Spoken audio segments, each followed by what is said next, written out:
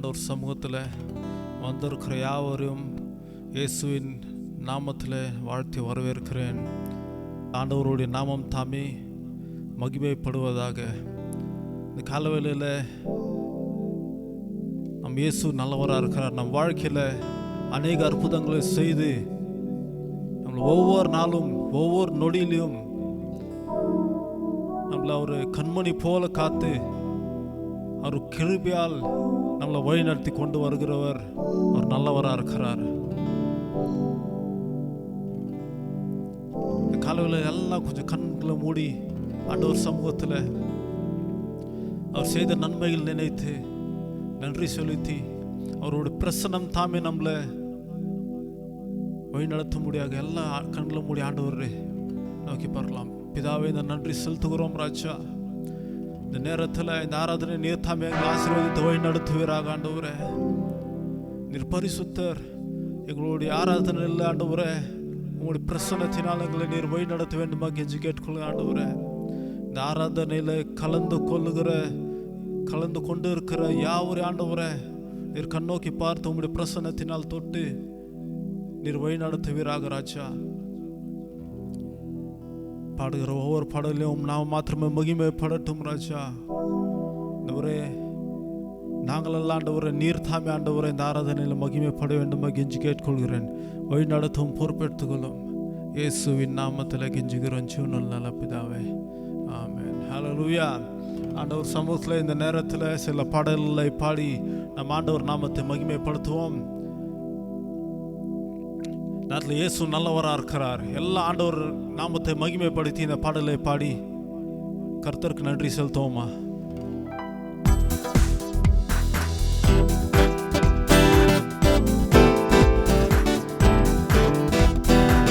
இயேசு நல்லவர், இயேசு வல்லவர், என்றென்றும் மாறாதவர், அவர் என்றென்றும் மாறாதவர். இயேசு நல்லவர், இயேசு வல்லவர், என்றென்றும் மாறாதவர், அவர் என்றென்றும் மாறாதவர்.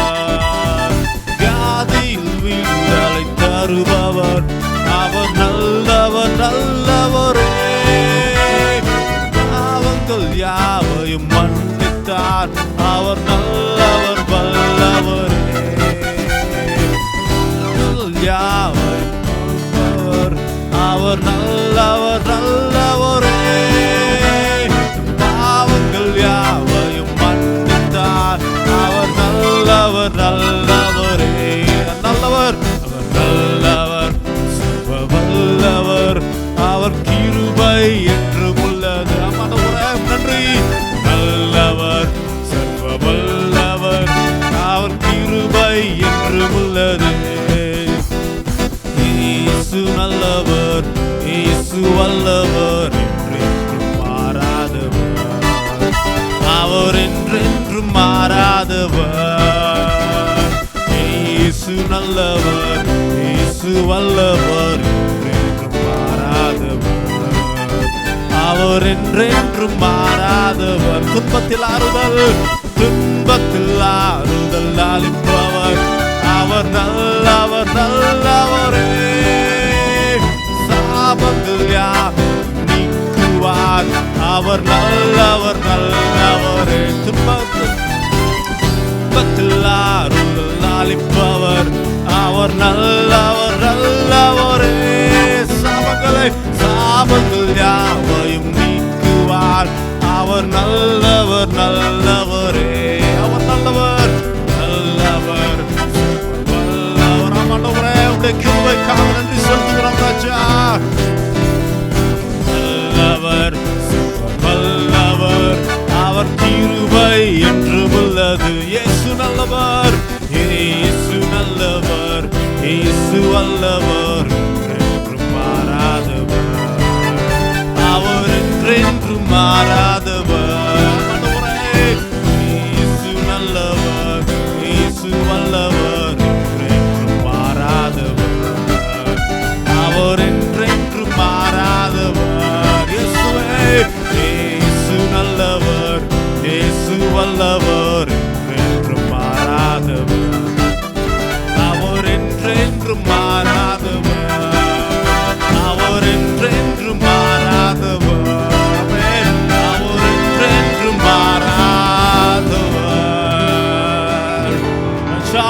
செலுத்துகிறோம் ஆண்டவரே. ஆண்டவர் நீர் மனிதன் அல்ல ராஜா ஆண்டவரே. ஆண்டவரே நீர் அப்பா என்றும் மாறாதவர் ஆண்டவரே. நீர் தேவாதி தேவனா இருக்கிறீர் ஆண்டவரே. நாமத்தை நாங்கள் மகிமைப்படுத்துகிறோம் ஆண்டவரே. நாமத்தை நாங்கள் உயர்த்துகிறோம் ராஜா ஆண்டவரே. வியாதிகள் ஆண்டவரை மாற்றி சுகத்தை தருவோர் நீர் ஆண்டவரே. எங்கள் பாவங்களை மன்னித்தவர் நீர் மாத்திரமே ராஜா. நன்றி செலுத்துகிறோம் ஆண்டவரே. உம்மை துதிக்கிறோம் ஆண்டவரே. நேரத்தெல்லாம் கண்ணில் முடிய ஆண்டவர் சமூகத்தில் ஆமென் ராஜா. உம்மை துதிக்கிறோம் ஆண்டவரே. நன்றி செலுத்துகிறோம் ஆண்டவரே. உம்மை துதிக்கிறோம் ராஜா. எல்லா ஆண்டவர் சமூகத்தில் முற்றிலுமாக அர்ப்பணிப்போம் நேரத்தில்.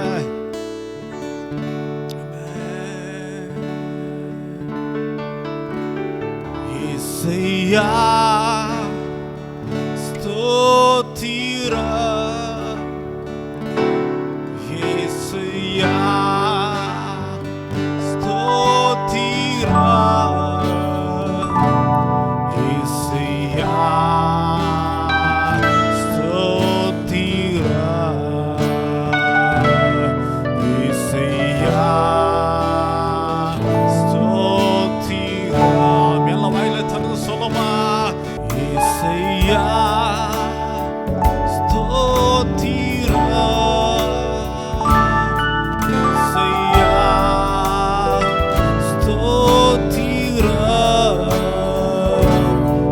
இசையா ஸ்தோத்திரா இசையா ஸ்தோத்திரா இசையா. எல்லாம் வாயில திறந்து சொல்லுமா. மேலும் ஸ்தோத்திரிக்கிறோம் ராஜா. உயர்த்துகிறோம் இசையா ஸ்தோத்திரா ஆண்டவரே. இசையா ஸ்தோத்திரா ராஜா. நாம மகிமைப்படட்டும் ஆண்டவரே. இசையா ஸ்தோத்திரா. உம்மை நோக்கி பார்க்கின்றேன். உம்மை நினைத்து துதிக்கின்றேன். ஆண்டவரே உம்மை ஒரு முறை கூட ஆண்டவரே நோக்கி பார்க்கின்றேன். உம்மை நினைத்து துதிக்கின்றேன். இயேசுயா. எல்லாம் வாயில திறந்து இசையா ஸ்தோத்திரா இசையா ஸ்தோத்திரா இசையா ஸ்தோத்திரா இசையா ஸ்தோத்திரா. உலகம் வெறுக்கையில்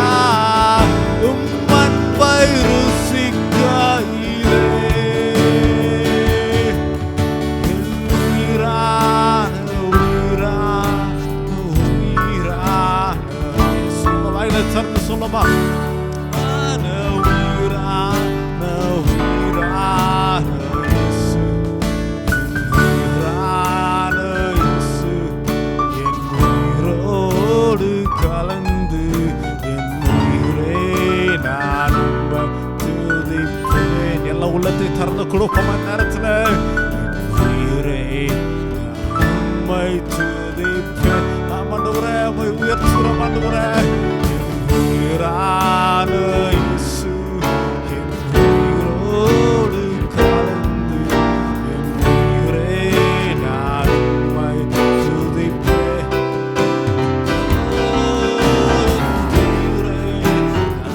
உம்மை துதிப்பேன். உம் வசனம் எனக்கு உணவாக உடலுக்கெல்லாம் மருந்தாக உம் வசனம் எனக்கு உணவாக உடலுக்கெல்லாம் மருந்தாக இரவும் பகலும் ஐயா உந்தன் வசனம் தியானிக்கிறேன்.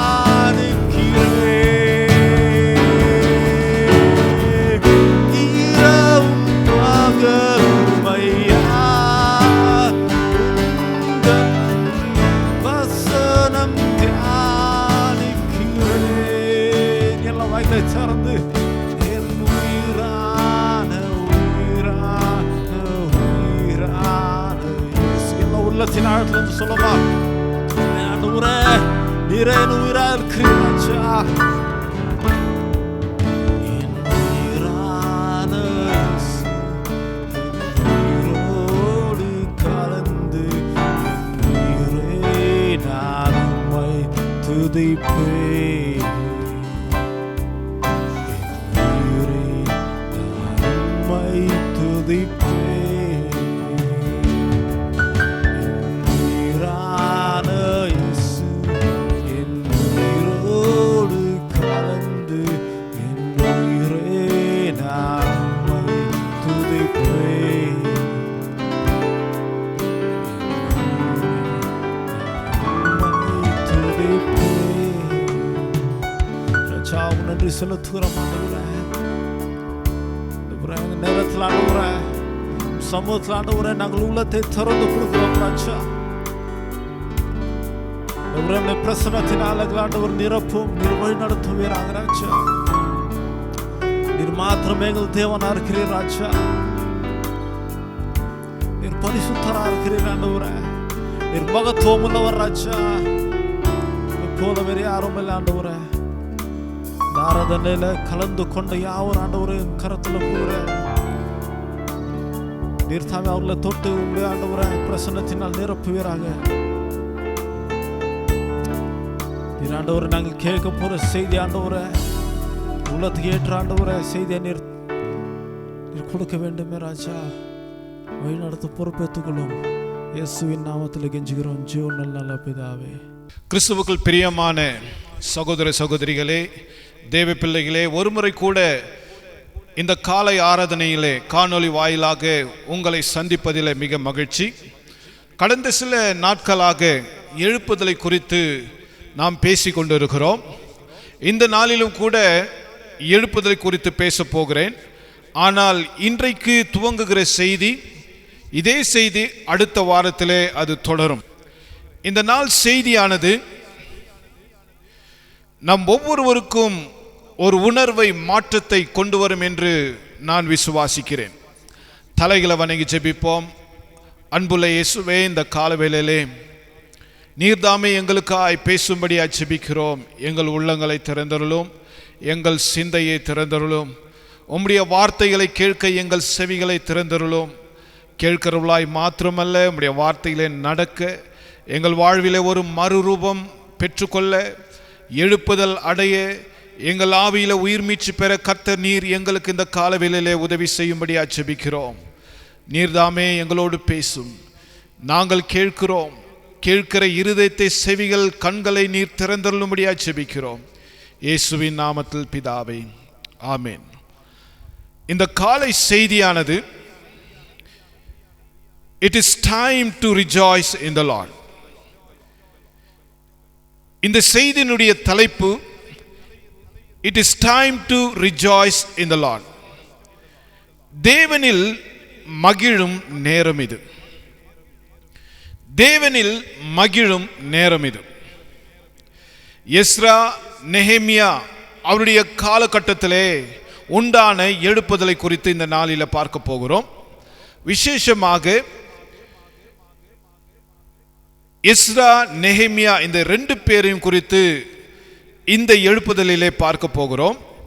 ஆனால் இன்றைக்கு நான் எஸ்ராவை மாத்திரம் பேச போகிறேன். அடுத்த வாரத்திலே நெஹேமியாவின் வாழ்விலே தேவன் செய்த காரியங்களை குறித்து அடுத்த வாரத்தில் பார்ப்போம். ஒரு குறிப்பு நிறைந்த செய்தி அல்ல, ஆனால் இன்றைக்கு நம் உள்ளத்திற்கு தேவன் வைத்திருக்கிற செய்தியை நாம் பார்க்க போகிறோம். நெஹேமியா 8ஆம் அதிகாரத்தில் இந்த செய்தி முழுமையாக அடங்கியிருக்கிறது. அதை அடுத்த வாரத்தில் பார்ப்போம். ஆனால் ஒரு எக்ஸால்டேஷனாக, ஒரு நம்முடைய ஆவியை உயிர்ப்பிக்கும்படியான ஒரு சிறு செய்தியை நான் உங்களுக்காக இந்த காலைவேளையில் பேச விரும்புகிறேன். போன வாரத்தில் ஆகாய் தீர்க்கதரிசி மூலமாக ஏற்பட்டதான ஒரு எழுப்புதலின் செய்தியை பார்த்தோம். சில பின்னணியை குறித்து நான் சொன்னேன். இன்றைக்கு தொடர்ச்சியாய் அது குறித்து சுருக்கமாய் சொல்ல விரும்புகிறேன். There were 3 different groups returned from Babylon. 3 விசேஷித்த வித்தியாசமான தலைவர்கள் மூலமாக 3 விதமான கூட்டத்தார் பாபிலோன் தேசத்திலிருந்து அவர் இஸ்ரவேலருக்கு வந்தார்கள். முதலாவது ஒரு கூட்டம் செருபாபேலினாலே நடத்தப்பட்ட கூட்டம். கிறிஸ்துவுக்கு முன் 537ஆம் ஆண்டிலே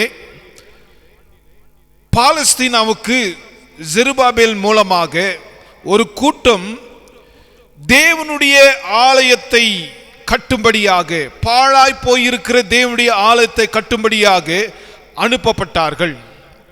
அவர்கள் பாலஸ்தீனாவுக்கு வந்து 16 வருடங்கள் ஒன்றுமே செய்யவில்லை. பின்புதான் ஆகாய் தீர்க்கதரிசியை கர்த்தர் எழுப்பி அவர்களுக்கு எச்சரிப்பை கொடுத்து தேவனுடைய ஆலயத்தை கட்டி ஜனங்கள் மனம் திரும்பி கர்த்தரை தொழுது கொண்டார்கள். இரண்டாவது தலைவர் அல்லது செருபாபேலுக்கு பிறகு 80 ஆண்டு கடந்து போனது. கர்த்தர் எஸ்ராவை எழுப்பி எஸ்ராவின் தலைமையிலே பாபிலோன் தேசத்திலிருந்து ஒரு கூட்டம் கிறிஸ்துவுக்கு முன் 457ஆம் ஆண்டு நடத்தப்பட்டார்கள். எஸ்ரா 7ஆம் அதிகாரம், 8ஆம் அதிகாரம், 9ஆம் அதிகாரம், 10ஆம் அதிகாரம், 7லிருந்து 10ஆம் அதிகாரம் வரைக்குமாக நாம் எஸ்ரா புஸ்தகத்தில் படிக்கும் பொழுது இந்த சம்பவத்தை நாம் நன்றாய் புரிந்து கொள்ள முடியும்.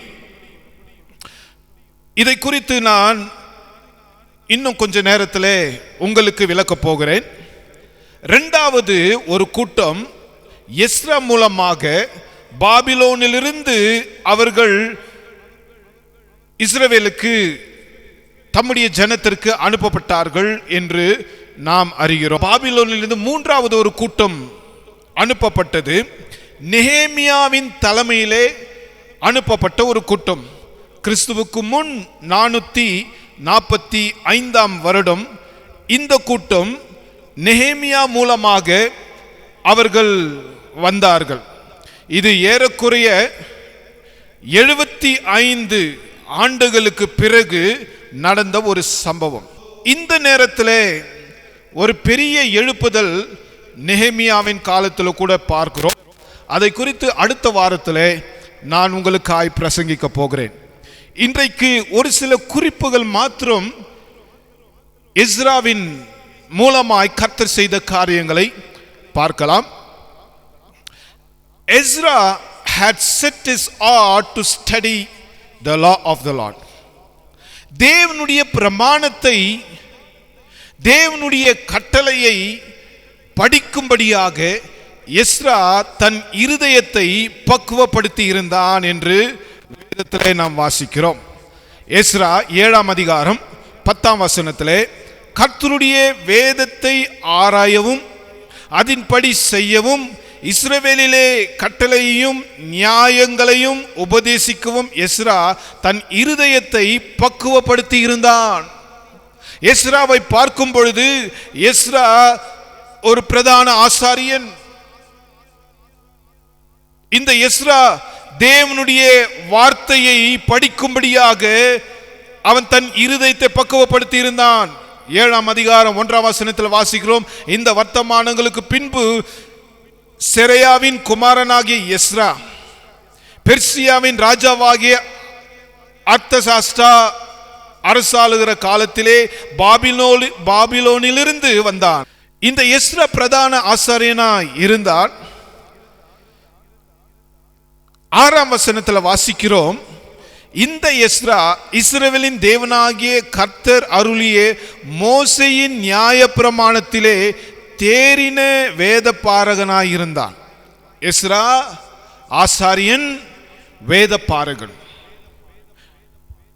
6ஆம் வசனத்திலே, இந்த எஸ்ரா இஸ்ரவேலின் தேவனாகிய கர்த்தர் அருளிய மோசேயின் நியாயப்பிரமாணத்திலே தேறின வேத பாரகனாயிருந்தான். அவனுடைய தேவனாகிய கர்த்தருடைய கரம் அவன் மேல் இருந்ததினால் அவன் கேட்ட எல்லாவற்றையும் ராஜா அவனுக்கு கொடுத்தான். எஸ்ராவின் மேலே தேவனுடைய கரம் இருந்ததனாலே ராஜாவாகிய அர்த்தசஷ்டா என்னெல்லாம் எஸ்ரா கேட்டானோ அவைகளெல்லாம் கொடுத்தான். இந்த எஸ்ரா தேவனுடைய கட்டளையை, தேவனுடைய வேதத்தை ஆராய்ந்து படித்தவன், வார்த்தையிலே தேறினவன். படிக்கிறது மாத்திரமல்ல, அதை கடைபிடிக்கிறதிலே மிக ஜாக்கிரதையுள்ளவன்.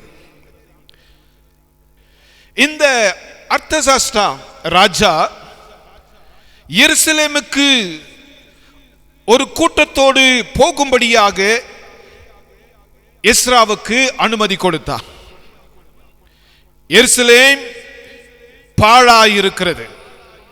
எருசலேம் மக்கள் பின்வாங்கி போனார்கள். தேவனுடைய பயமற்ற நிலையிலே எருசலேம் காணப்பட்டது. இந்த எருசலேமை புதுப்பிக்கும்படியாக எஸ்ரா அர்த்தசாஸ்திர ராஜாவினாலே எருசலேமுக்கு அனுப்பப்பட்டான். ஏற்கனவே நான் சொன்னேன், இந்த எஸ்ரா வந்த காலகட்டம் பிஃபோர் கிரைஸ்ட் 457ஆம் வருஷம். இந்த ஒரு சிறு கூட்டத்தோடு எஸ்ரா எருசலேமுக்கு வரும்பொழுது, ஒரு கூட்டத்தோடு வந்தாலும் சில பரிவாரங்களோடு வந்தாலும் எஸ்ரா எந்த பாதுகாப்பும் இல்லாதபடி வந்தான். கடந்த கால சம்பவங்களை அவர்கள் படிக்கும் பொழுது, வேதத்தை படிக்கும் பொழுது சில காரியங்களை அவர் படிக்க நேரிட்டது. வழியிலே எஸ்ரா ஒரு இடத்திலே அவன் நின்று தன்னுடைய மக்களோடு 3 நாள் உபவாசம் பண்ணி ஜெபிக்க ஆரம்பித்தார்கள். அந்த இடத்திலே கொடுமையான மிருகங்கள் உண்டு, கொள்ளைக்காரர்கள் உண்டு. ஆனால் அவர்கள் கையில் இருந்து பல பரிவாரங்கள் இருந்தாலும் கர்த்தர் அவர்களை காப்பாற்றினார். கவனிங்க, இந்த எஸ்ரா நெஹேமியாவை குறித்து நாம் பார்த்து கொண்டிருக்கிறோம். இப்பொழுது எஸ்ராவை பார்க்கிறோம். இந்த 4 அதிகாரங்கள், 7ஆம் அதிகாரத்திலிருந்து 10ஆம் அதிகாரம் வரைக்குமாய் நீங்கள் வாசிக்கும் பொழுது ஒரு 5 விதமான குணங்களை இந்த இடத்திலே நம்மால பார்க்க முடியும். தேவனுடைய கரம் எஸ்ராவின் மேலே இருந்ததினால் 6ஆம் வசனத்திலே, 7ஆம் அதிகாரம் 6ஆம் வசனத்தில் வாசித்தோம். கர்த்தருடைய கரம் அவன் மேல் இருந்ததினால் எல்லாம் அவனுக்கு வாய்த்தது. அருமையான தேவனுடைய பிள்ளைகளே, இந்த காலவேளை நமக்கு செய்தி என்னவென்றால், எஸ்ராவை போல நாம் தேவனுடைய பிரமாணங்களை நேசிக்கிறவர்களாக, வாசிக்கிறவர்களாக, அதை உபதேசிக்கிறவர்களாக, அதை கடைபிடிக்க ஜாக்கிரதை உள்ளவர்களாய் நாம் இருப்போமே ஆனால் கர்த்தருடைய கரம் நம்ம மேல இருக்கும். அல்லேலூயா. எஸ்ரா தேவனுடைய பிரமாணங்களை அல்லது மோசையின் நியாய பிரமாணத்திலே தேறினவன். கர்த்தருடைய கரம் எஸ்ராவின் மேலே இருந்தது. தேவனுடைய வார்த்தையை யார் கடைபிடித்து அதன்படி நடக்கிறார்களோ கர்த்தருடைய கரம் அவர்கள் மேலே உண்டு. கர்த்தருடைய கரம் எஸ்ராவின் மேல் இருந்ததற்கு 5 விதமான அர்த்தங்கள் உண்டு. It has the same set of meaning even for us today. கர்த்தருடைய கரம் எதற்கு எஸ்ராவின் மேலே இருந்தது? It guides. அவனை நடத்தும்படியாக கர்த்தருடைய கரம் எஸ்ராவின் மேலே இருந்தது. And we are obedient to its leading. It guides and we are obedient to its leading. தேவனுடைய கரம் எஸ்ராவின் மேலே இருந்தது. அவர்கள் தேவனுடைய நடத்துதலுக்கு கீழ்ப்படிதல் உள்ளவர்களாய் இருந்தார்கள். இந்த காலவேளையிலே தேவனுடைய கரம் நம்ம மேலே இருக்குமேயானால் இன்றைக்கு நாம் செய்ய வேண்டிய காரியம் அவருடைய நடத்துதலுக்கு கீழ்ப்படிதல் உள்ளவர்களாய் இருக்க. தேவனுடைய பிரமாணங்களை நேசிக்கிறவனாயிருந்தான், அதிலே தேறினவனாயிருந்தான். இன்றைக்கு வேதத்தை வாசிக்கிறவர்கள், வேதத்திலே தேர்ச்சி பெற்றவர்கள், அவர்கள் தேவனால நடத்தப்படுகிறவர்கள். தேவன் அவர்களை வழிநடத்துகிறார். தேவனுடைய கரம் எஸ்ராவின் மேலே இருந்ததற்கு 2வது அர்த்தம், it protects. தேவனுடைய கரம் நம்ம மேலே இருக்குமேயானால் ஒருவரும் அவருடைய கரத்திலிருந்து நம்மை பறிக்க முடியாது. தேவ பிள்ளைகளே, இன்றைக்கு தேவனுடைய கரம் யார் மேல் உண்டு? கர்த்தருடைய வார்த்தையை படிக்கிறவர்களும் நேசிக்கிறவர்கள் மேலே கர்த்தருடைய கரம் உண்டு. கர்த்தருடைய கரம் நம்ம மேலே இருக்குமேயானால் கர்த்தருடைய பாதுகாப்பிலே நாம் இருக்கிறோம். ஒருவரும் நம்மை அவருடைய கரத்திலிருந்து பறிக்க முடியாது. கர்த்தரை நேசிக்கிறவர்கள், அவருடைய வார்த்தையை நேசிக்கிறவர்கள் அவருடைய பலத்த பாதுகாப்பிலே இருப்பார்கள். அவர் நடத்துகிறவர், அவர் காக்கிறவர். It also provides. அவருடைய கரம், கர்த்தருடைய கரம் நம் மேலே இருக்கிறது என்றால் அதனுடைய அர்த்தம் என்ன? அவர் நம்முடைய தேவைகளை சந்திக்கிறார். It brings help to us whatever we require. அவர்களை கர்த்தர் ஆசீர்வதிக்கிறார், அவருடைய தேவைகளை கர்த்தர் சந்திக்கிறார். 4வது அர்த்தம், கர்த்தருடைய கரம் அவன் மேலே இருந்தது என்று சொன்னால் காரணம் என்ன? அவன் தேவனுடைய வார்த்தைக்கு கீழ்ப்படிந்தவனாய் இருந்தான். இன்றைக்கு நாம் கர்த்தருடைய வார்த்தைக்கு கீழ்ப்படுகிறவர்களாய், அவைகளை நேசிக்கிறவர்களாய் இருப்போம் என்று சொன்னால் நமக்கு இருக்கக்கூடிய 5வது ஆசீர்வாதம், it strengthens us for work. நாம் வேலைகளை செய்ய அவர் நம்மை பலப்படுத்துகிறார். வேலைகளை செய்ய பலப்படுத்துகிறார். கர்த்தருடைய பலன் இல்லாவிட்டால் ஒன்றும் செய்ய முடியாது. கர்த்தருடைய பலன் இன்றைக்கு நமக்கு இருக்குமே என்று சொன்னால் எதையும் அவருடைய பலத்தால் நம்மால செய்ய முடியும். வேதத்தில் இன்னொரு வசனத்தில், புதிய ஏற்பாட்டில் வாசிக்கிறோம், என்னை பலப்படுத்துகிற கிறிஸ்துவினால எல்லாவற்றையும் செய்ய எனக்கு பலனுண்டு. கர்த்தருடைய கரம் எஸ்ராவின் மேலே இருந்தது என்று வாசிக்கிறோம். காரணம், அவன் தேவனுடைய வார்த்தையை நேசித்தவன், கற்றவன், அதன்படி நடக்கிறவன். இன்னைக்கு தேவனுடைய வார்த்தை கேட்டு அதை வாஞ்சித்து அதன்படி நடக்கிற ஒரு நபராய் நீ இருந்தால் தேவன் உன்னை பலப்படுத்துகிறார். எந்த காரியத்தையும் செய்ய, எந்த வேலையும் செய்ய கர்த்தர் உன்னை பலப்படுத்துவார். பலனில்லை என்று சொல்லுகிறாயா? கர்த்தர் தம்முடைய பலனால் உன்னை பலப்படுத்துவாருடைய வார்த்தையிலே நீ நிலைக்கும் பொழுது. ஐந்தாவதாக, it gives us confidence that when guided by him we shall not fail. ஐந்தாவது அர்த்தம் என்ன? கர்த்தருடைய கரம் அவன் மேலே இருந்தது என்கிறதின் அர்த்தம், தேவன் என்னை நடத்துகிறார். தேவன் மேலே அவனுக்கு உறுதியான ஒரு நம்பிக்கை இருந்தது. நான் சோர்ந்து போக மாட்டேன், நான் தோல்வி அடைய மாட்டேன். and we shall not fail. கர்த்தருடைய கரம் நம்ம மேலே இருக்குமே என்று சொன்னால் நாம் ஒரு நாளும் வெட்கப்பட்டு போக மாட்டோம். நம்முடைய நம்பிக்கை கர்த்தர் மேல் உண்டு. அருமையான தேவனுடைய பிள்ளைகளே, இந்த காலவேளையிலே கர்த்தருடைய கரம் நம்ம மேலே இருக்க வேண்டும் என்று சொன்னால் நாம் தேவனுடைய வார்த்தையை நேசிக்கிறவர்களாக, எஸ்ராவை போல தேவனுடைய வார்த்தையை படிக்கிறவர்களாக, அதிலே நிலைக்கிறவர்களாக, அதை போதிக்கிறவர்களாக நாம் இருப்போமே என்று சொன்னால் தேவனுடைய கரம் நம்மேல காணப்படும். செருபாபேலின் மூலமாய் வந்த மக்களும் அங்கிருந்த மக்களும் அவர்கள் செய்த ஒரு தவறு என்ன? அவர்கள் அந்நிய பெண்களை திருமணம் செய்தார்கள். புறஜாதிகளோடு அவர்கள் சம்பந்தம் கலந்தார்கள்.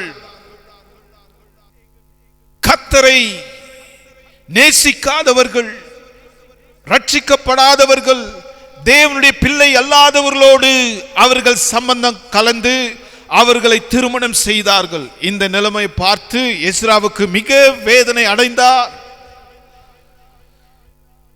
எஸ்ராவாலே ஒன்றும் இந்த காரியத்தை பார்த்து கேட்டு ஒன்றும் சொல்ல முடியவில்லை.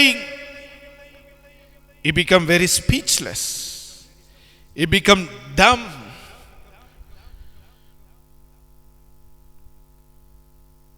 ஒன்பதாம் அதிகாரத்திலே 1ஆம் வசனத்திலிருந்து சில வசனங்களை வாசிக்கிறேன், கவனிங்கள்.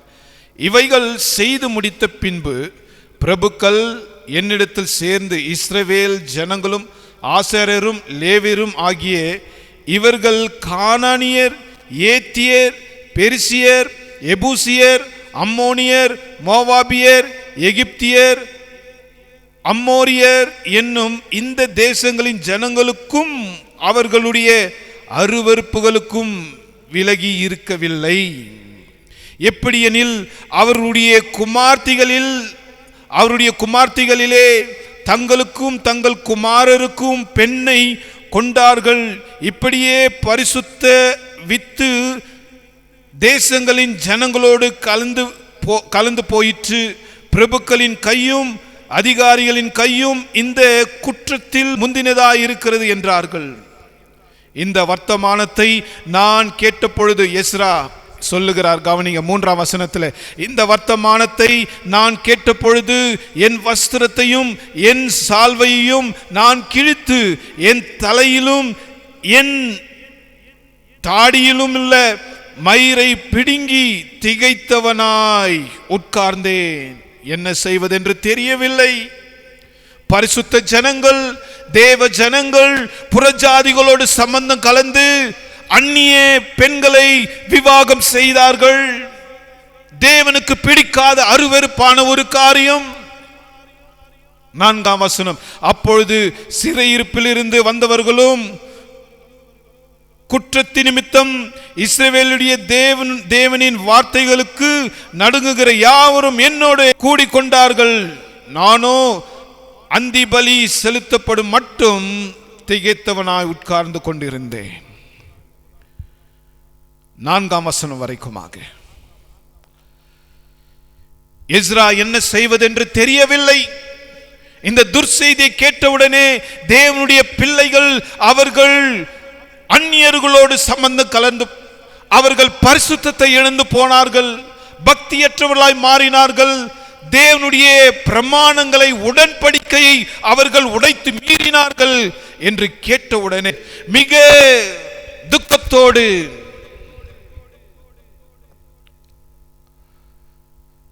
என்ன செய்வதென்று தெரியாதபடி மனம் கசந்து அழுதான்.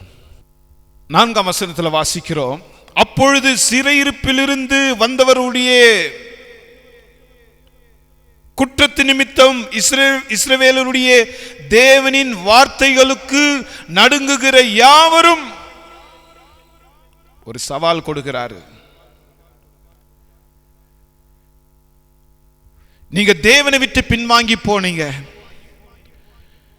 தேவனுடைய உடன்படிக்கையை மீறினீங்க, தேவன் சொன்ன கட்டளைக்கு கீழ்ப்படியாம போனீங்க, பரிசுத்தத்தை இழந்து போனீங்க, புறஜாதிகளோடு அந்நியர்களோடு நீங்க சம்பந்தம் கலந்தீங்க.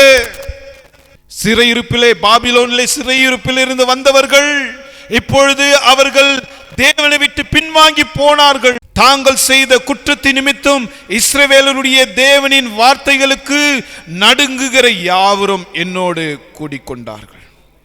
தேவனுடைய வார்த்தைக்கு யார் அந்த நாளிலே நடுங்கினார்களோ, நான் பாவம் செய்தேன் ஆண்டவரே என்று உணர்வடைந்து எஸ்ராவோடு அவர்கள், எஸ்ரா எதற்காய் துக்கப்படுகிறார்? இன்றைக்கு தேவனுக்கு பிரியமில்லாத காரியங்கள் நாங்கள் செய்ததினாலே தானே இந்த தேவ மனுஷனை கர்த்தர் எங்களுக்காய் அனுப்பி எங்களை உணர்த்துகிறார் என்று எஸ்ராவுக்கு செவி கொடுத்தவர்கள், தேவனுடைய வார்த்தைக்கு செவி கொடுத்தவர்கள் எஸ்ராவோடு போய் சேர்ந்து கொண்டார்கள். தேசத்தின் பாவங்களுக்காக, தன்னுடைய ஜனங்களின் பாவங்களுக்காக எஸ்ரா மனம் கசந்து அழுகிறார். அந்த மாலை வேளையிலே அந்தி பலி செலுத்தப்படும் வரைக்குமாக அதே இடத்துல திகைத்து போய் எஸ்ரா உட்கார்ந்து கொண்டிருக்கிறார். அவர்கள் செய்த பாவத்திற்காக பலி செலுத்தப்படும் பொழுதுதான் அவர் எழும்புகிறார். தன்னுடைய தேசத்தின் பாவத்திற்காக மனம் திரும்புகிறார். Is weeping over the sins of the nation. தேசத்தின் மக்களின் பாவங்களுக்காக அவர் கண்ணீர் விட்டு மன்றாடி அழுகிறார். It is embarrassing even to God.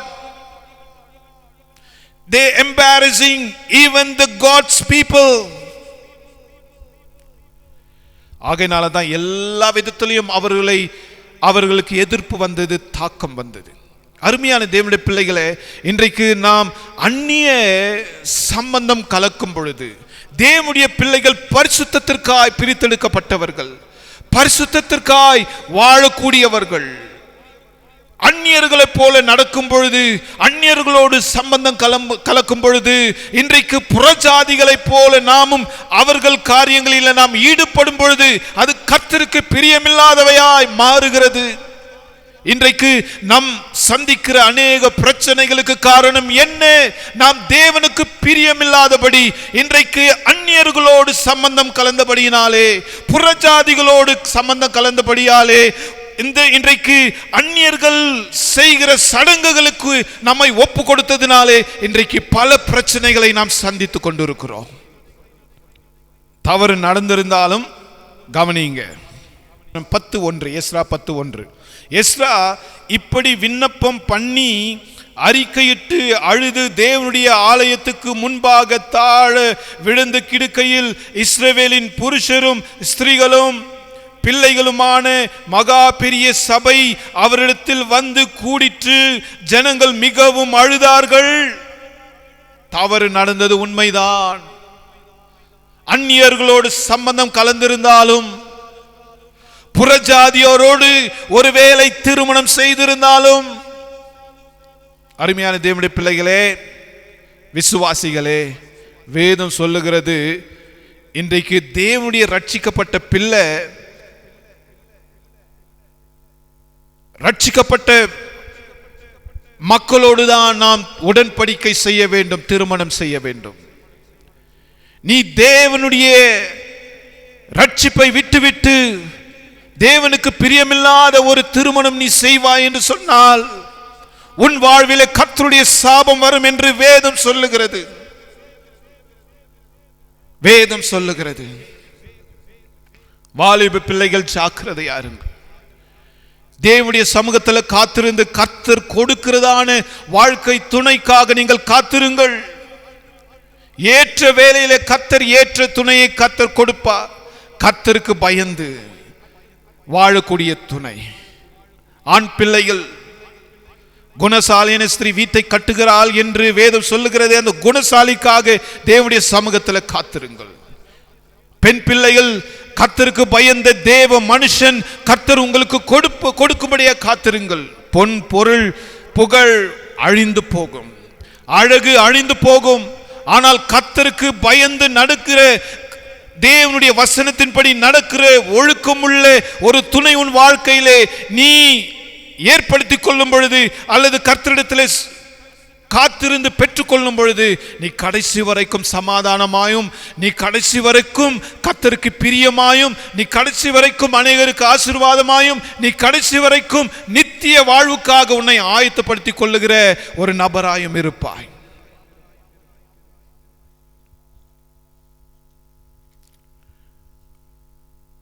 பத்தாம் அதிகாரம் 2ஆம் வசனத்தில் வாசிக்கிறோம். இதை கேட்டவுடனே 1ஆம் வசனத்தில் எஸ்ரா இந்த நிலைமையை பார்த்து அழுது தேவனுடைய ஆலயத்திலே தாழ விழுந்து இந்த மனுஷர்களுக்காக, தேவனுடைய மக்களுக்காக மன்றாடி ஜெபிக்கிறார், அழுகிறார்.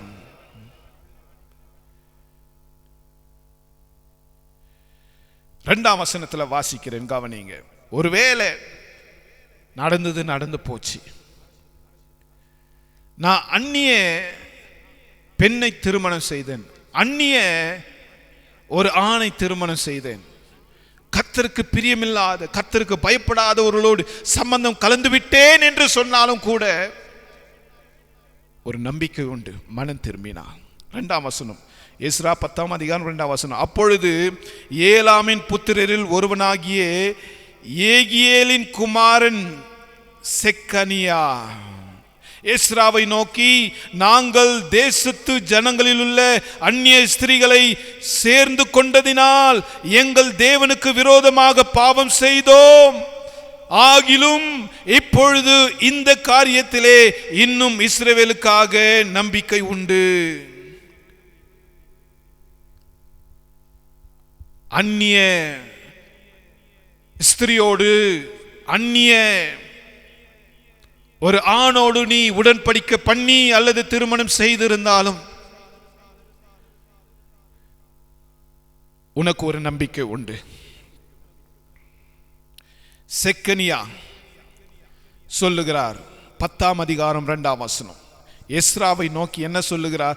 நாங்கள் தேசத்து ஜனங்களில் உள்ள அந்நிய ஸ்திரீகளை சேர்ந்து கொண்டதினால்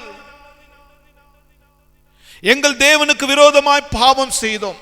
உணர்வாய் என்று சொன்னால், மனம் திரும்புவாய் என்று சொன்னால், நான் செய்தது தவறு, நான் செய்தது பாவம் என்று சொல்லி ஒருவேளை நீ ஏற்கனவே அப்படிப்பட்ட வாழ்க்கை நீ தெரிந்து கொண்டிருந்தால், மனம் திரும்பி ஆண்டவரிடத்தில் திரும்பி வருவாய் என்று சொன்னால் உனக்கு ஒரு நம்பிக்கை உண்டு. கர்த்தர் உன்னை மன்னிக்கவும் ஏற்றுக்கொள்ளவும் வல்லவராய் இருக்க. செக்கனியா என்ன சொல்லுகிறார்? நாங்கள் தேவனுக்கு விரோதமாய் பாவம் செய்தோம், ஆகிலும் இப்பொழுது இந்த காரியத்திலே இன்னும் இஸ்ரவேலுக்காக நம்பிக்கை உண்டு, நம்பிக்கை உண்டு. ஆண்டவர் எங்களை ஏற்றுக்கொள்ளுவார் நாங்கள் மனம் திரும்பும்போது என்று சொல்லுகிறார். கவனிங்க, இதை நீங்கள் தொடர்ந்து உங்கள் தனிப்பட்ட நேரத்தில் படித்துக் கொள்ளுங்க. 10ஆம் அதிகாரத்தில் 9ஆம் வசனத்தை படிக்கிறேன். அப்படியே யூதா பென்யமீன் கோத்திரத்தார் எல்லாரும் 3 நாளைக்குள்ளே எருசலேமிலே கூடினார்கள். அது 9ஆம் மாதம் 20ஆம் தேதியாயிருந்தது. ஜனங்கள் எல்லாரும் தேவனுடைய ஆலயத்தின் வீதியிலே அந்த காரியத்திலும் அடைமழையிலும் நடுங்கிக் கொண்டிருந்தார்கள். நடுக்கும். They were trembling because of the guilt, trembling because of heavy rain.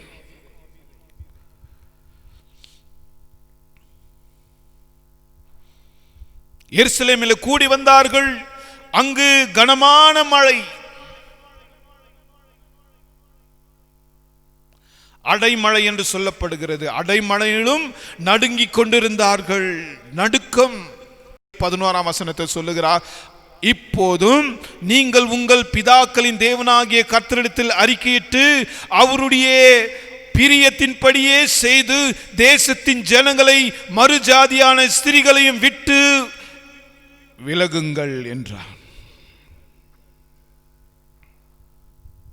12ஆம் வசனத்தில், அப்பொழுது சபையார் யாவரும் மகா சத்தத்தோடு பிரதியுத்தரமாக, ஆம், நீர் சொன்ன வார்த்தைகளின்படியே செய்ய வேண்டியது தான். எஸ்ரா சவாலாக சொல்லுகிறார், நீங்கள் அந்நிய பெண்ணை திருமணம் செய்து அந்நியரோடு பிணைக்கப்பட்டீர்கள், நீங்கள் கர்த்தருக்கு அருவருப்பான பாவத்தை செய்தீர்கள் என்று சொல்லி இந்த காரியத்தை விட்டு மனம் திரும்ப வேண்டும் என்று கர்த்தர் சொன்னார். இப்பொழுது நீங்கள் உங்கள் பிதாக்களின் தேவனாகிய கர்த்தரிடத்தில் அறிக்கை செய்தால் அவருடைய பிரியத்தின்படியே நீங்கள் செய்தால் தேசத்தின் ஜனங்களையும் மறுஜாதியான ஸ்திரீகளையும் விட்டு விலகுங்கள் என்று சொல்லுகிறார்.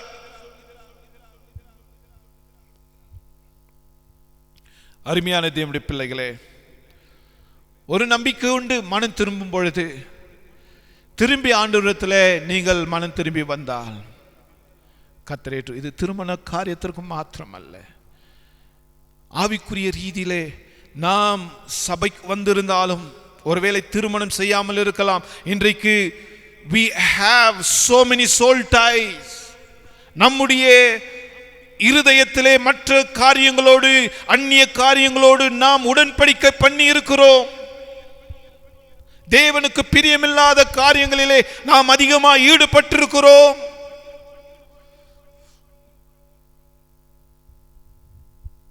நாம் மனம் திரும்பினால் கர்த்தர் நம்மை மன்னிக்கவும் நம்மை ஏற்றுக்கொள்ளவும் வல்லவராயிருக்கிறார்.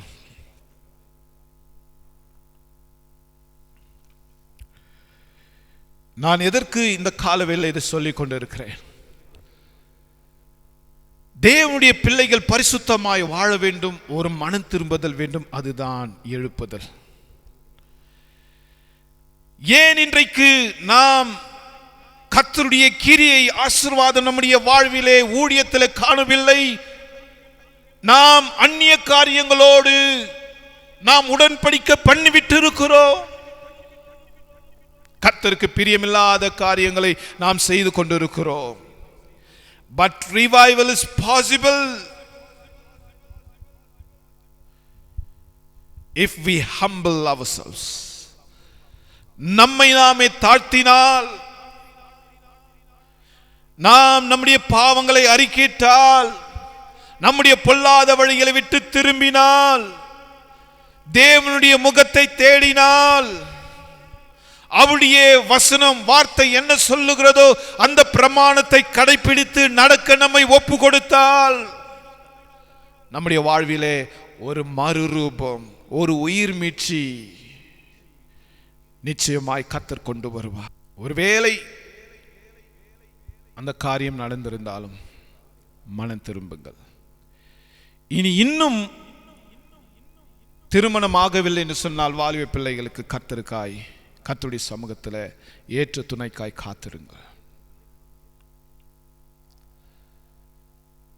மாம்சத்தின்படி பார்வைக்காக, பிளஷருக்காக, உன்னுடைய சரீர இச்சையை ஆசை நிறைவேற்ற நீ உன்னுடைய மனம் போல போக்கில போவா என்று சொன்னால் வாழ்க்கையிலே நீ துன்பப்பட வேண்டிய, கண்ணீரோடு வாழ வேண்டிய நிலைமை வரும்.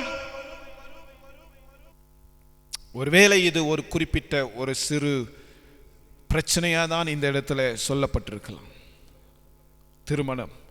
ஆனால் இன்றைக்கு திருமணம் என்பது சொல்லும் பொழுது உடன்படிக்கை. நாம் தேவனுடைய பிள்ளைகளோடு தேவ சமூகத்தில் உடன்படிக்கை பண்ண வேண்டியவர்கள் வேறொரு அந்நிய புறஜாதியான காரியத்தோடு உடன்படிக்கை பண்ணியிருக்கிறோம். பாருங்கள், இந்த வார்த்தை கேட்டவுடனே ஜனங்கள் மனம் திரும்பினார்கள், அவர்கள் அறிக்கையிட்டார்கள், தேவனுடைய பக்கமாய் திரும்பினார்கள், அவருடைய உள்ளங்கள் கழுவ ஒப்பு கொடுத்தார்கள். ஒருவேளை இந்த காலவேளையிலே நீங்கள் கர்த்தருக்கு விரோதமான காரியங்கள் ஏதாகிலும் செய்திருந்தால் அவருடைய சமூகத்தில் அறிக்கையிட்டு ஒப்பு கொடுங்கள்.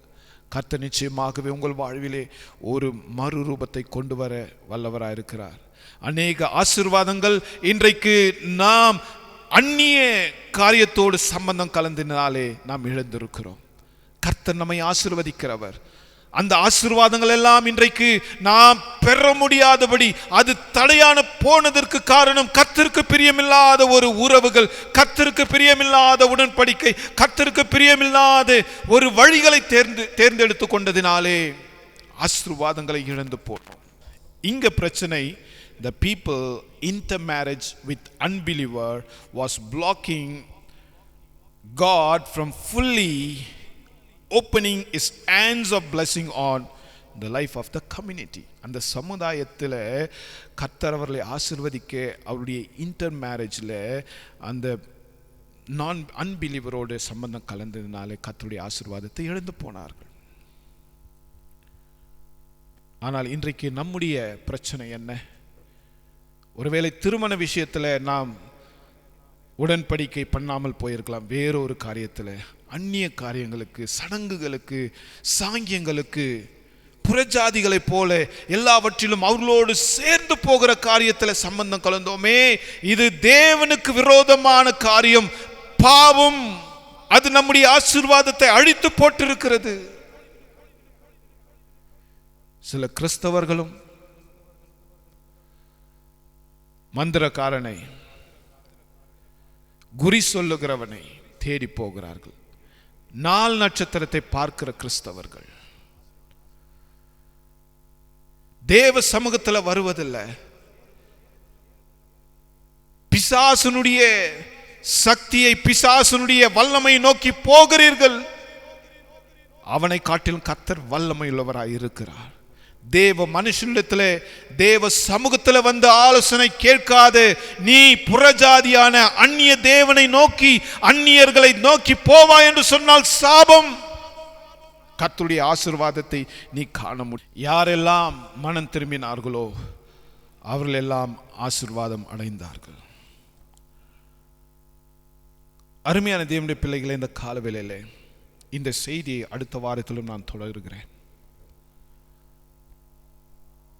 எஸ்ரா நெஹெமியா ஒரே செய்தி தான். ஆனால் இன்றைக்கு ஒரு சுருக்கமான ஒரு சிந்தையை உங்களுக்கு நான் சொன்னேன்.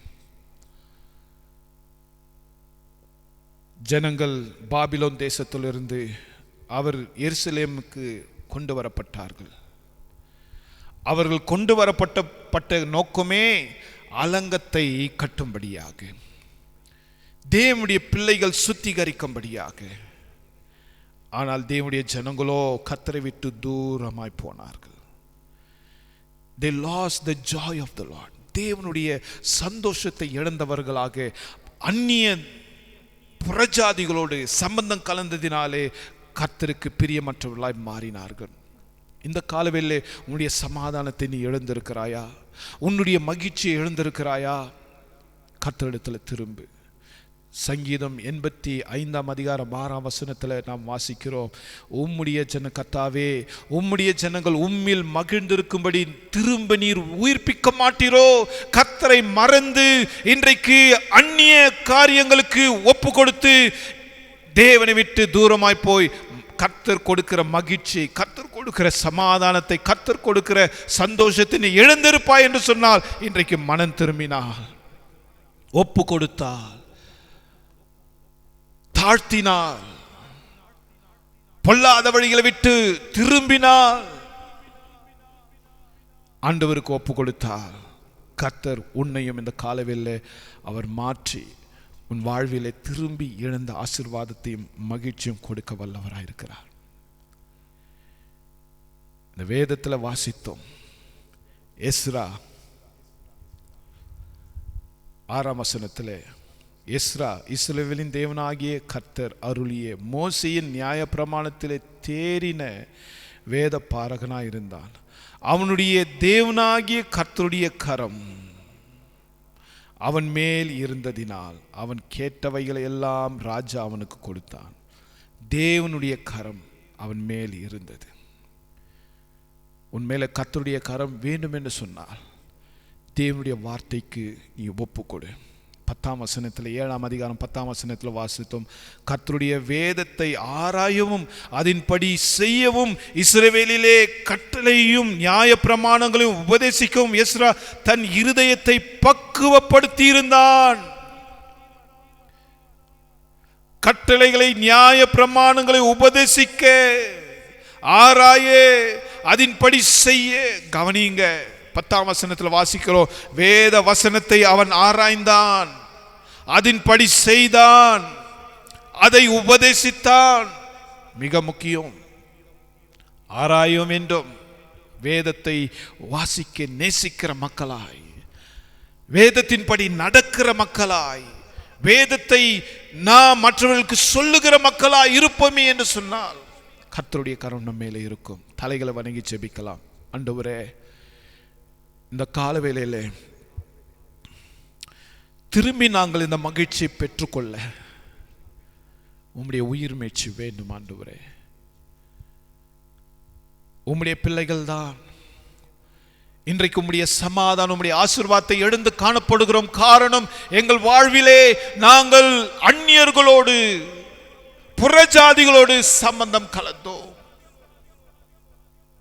ஒருவேளை அப்படிப்பட்ட திருமணம் செய்த பிள்ளைகள், உம்முடைய பிள்ளைகள் யாராவது இருந்தால் மனம் திரும்புதலுக்குள்ளே கொண்டு வாங்க ஆண்டவரே. ஒருவேளை திருமணம் இல்லாதபடி இன்றைக்கு அந்நிய காரியங்களோடு, புறஜாதியான காரியங்களோடு, அந்நிய மக்களோடு உடன்படிக்கை செய்திருந்தால், சம்பந்தம் கலந்திருந்தால், சடங்குகளிலே எங்களை ஒப்பு கொடுத்திருந்தால், தயவாய் எங்களை மன்னித்து உம் பக்கமாய் எங்களை கொண்டு வர அர்ப்பணிக்கிறோம். எங்களை வழிநடத்தும் ஆண்டவரே, பரிசுத்தப்படுத்தும். இந்த காலவேளையில் ஒவ்வொருவரையும் ஆசீர்வதிப்பீராக. எங்களோடு பேசின வார்த்தைக்கா நன்றி. உம்முடைய பிரசன்னத்தினால் எங்களை நிரப்புங்க. மனம் திரும்ப கிருபை செய்யுங்க. எங்களை அர்ப்பணிக்கிறோம். தேவன் எங்களோடு இடைப்படும், பரிசுத்தமாக்கும். உம்முடைய மன்னிப்பின் தயவு இந்த காலவேளையில் ஒவ்வொருவரோடு இருக்கும்படியாய் ஜெபிக்கிறோம் தகப்பனே. ஒருவேளை நாங்கள் செய்த தவறு அறிந்தோ அறியாமல் செய்திருக்கலாம். அநேக எச்சரிப்பை அடைந்தும் நாங்கள் அதற்கு கீழ்ப்படியாமல் செய்திருக்கலாம். இன்றைக்கு கண்ணீரோடு, வேதனையோடு எத்தனை பேர் இன்றைக்கு வாழ்ந்து கொண்டிருக்கிறதை நாங்கள் அறிந்திருக்கிறோம்.